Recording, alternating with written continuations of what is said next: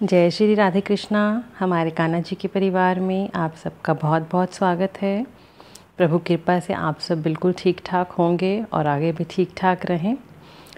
तो आज हम एक और लीला के साथ आए हैं, लेकिन ये लीला है हमारी राधा रानी की, हमारी किशोरी जी की, जो बहुत ही करुणामयी हैं और हमेशा अपने भक्त पे दया बना के रखती हैं।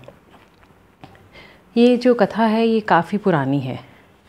तो एक बाबा हुआ करते थे जो राधा रानी को अपनी पुत्री जैसा मानते थे। तो उनका यही भाव था कि राधा मेरी बेटी है। और उनका जो काम था वो बहुत ही मतलब एक छोटे लेवल का जूते बनाने वाला टाइप, मोची टाइप जैसे होता है, उस चीज़ का काम था। अब उन्होंने वो अपना माल देने कहीं दूर शहर में जाना था। आते टाइम जो उनका रास्ता पड़ना था, वो रास्ता उनका वहाँ से होके आना था, नंदगांव से।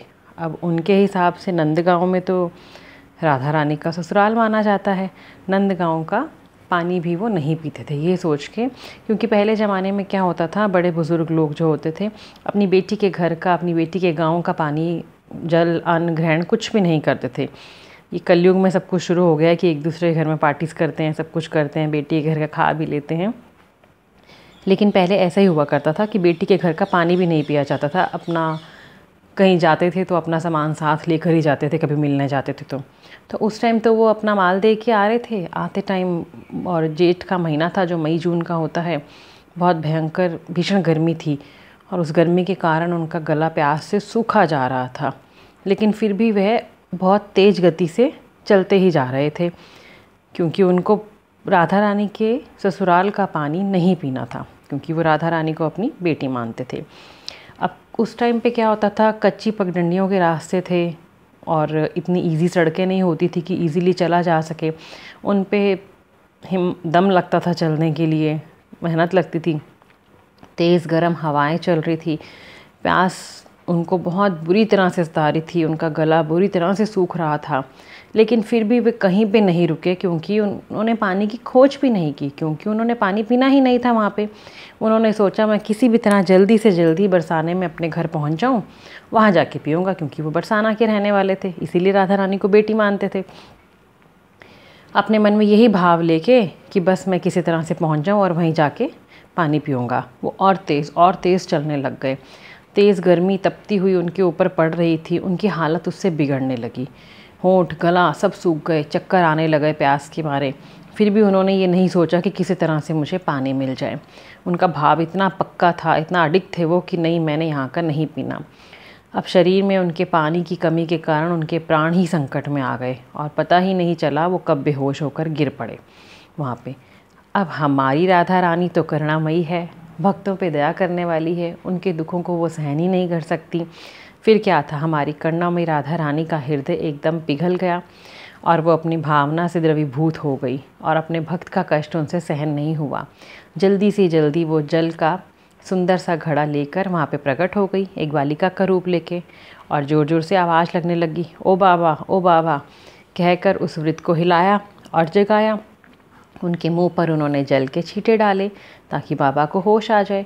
अब बाबा थोड़े से होश में आए तो उनको बोली, ए बाबा ले, ऐसे लगा है तुझे बहुत जल की ज़रूरत है, ये पानी पी ले। अब ब्रज भाषा में कैसे बोले हैं, ताजी जल पी ले बहुत प्यासो दिखे, कि ये ताज़ा जल पी लो, तुम बहुत प्यासे दिख रहे हो।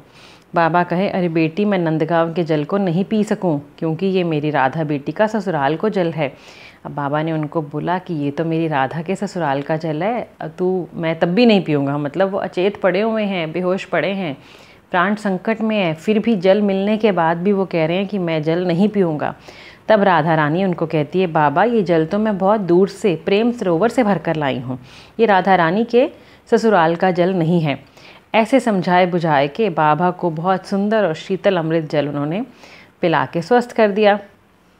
जल को पीते ही बाबा के शरीर में एक अजीब सी तरंग सी जाग गई, अजीब सी शक्ति। मतलब खाली जल ही पिया था, कुछ खाया नहीं था, लेकिन फिर भी उनके तन बदन में एक स्वस्थ होने वाली जैसे आ गई। कितनी धूप गर्मी में चल के अचेत हुए थे, अगर पानी पी भी लेते तो फिर भी वो वाली एनर्जी नहीं आती, लेकिन जल पी के उनमें बहुत एनर्जी आ गई और उस दिव्य घड़े को जो राधा रानी लेके आई थी वहीं बाबा के पास रख दिया और जल पी लो कहती गई।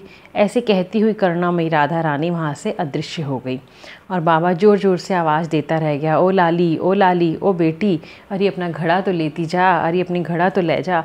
बोलते रहे, लेकिन राधा रानी ने कहाँ सुनना था, क्योंकि राधा रानी का मकसद तो सिर्फ अपने भक्त की प्यास बुझाना था, जिसके मन में ये भाव था कि मैं अपनी बेटी के ससुराल का जल ग्रहण नहीं करूँगा।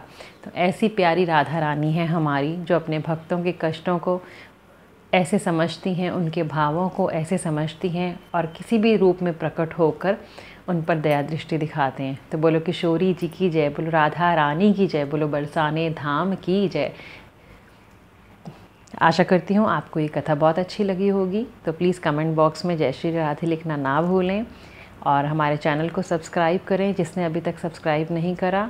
नोटिफिकेशन को ज़रूर क्लिक करें ताकि नेक्स्ट वीडियो जब भी डालें वो आपको उसका नोटिफिकेशन आ गए। जय श्री राधे कृष्णा।